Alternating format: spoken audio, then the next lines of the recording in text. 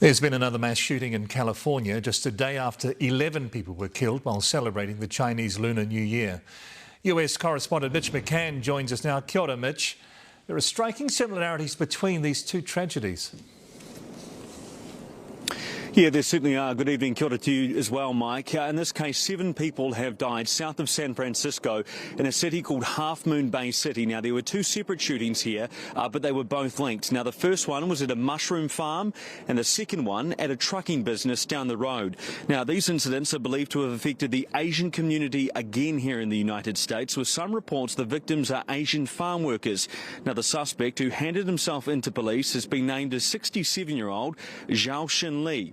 Now, as you said, Mike, this comes a day after a 72-year-old man is believed to have murdered 11 people inside a dance ballroom club near eastern Los Angeles in Monterey Park.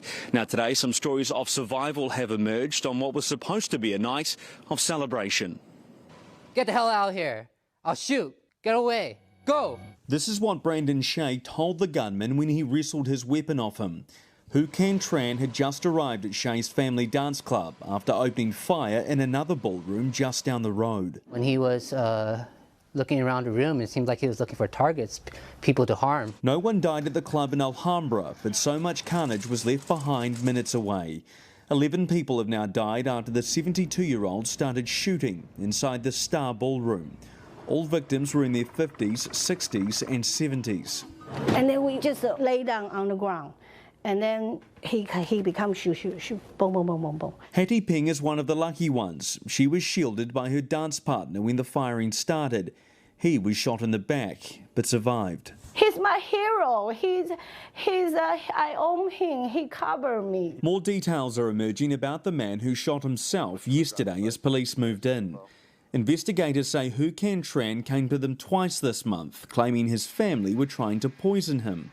Today they searched his home and suspect he was manufacturing silencers for guns. You just don't know day to day who's who and what's what, you know. He didn't strike me as having an angry bone in his body. The biggest question, though, and one that remains unanswered, is the motive. What draws a 72-year-old man to unleash such hell on so many? We want to get to the motive. We want to know what the heck happened here. One suggestion is the gunman was jealous. His ex-wife was out that night celebrating the Lunar New Year. Another question is simply, who's next? In New York, Mitch McCann, Newshub.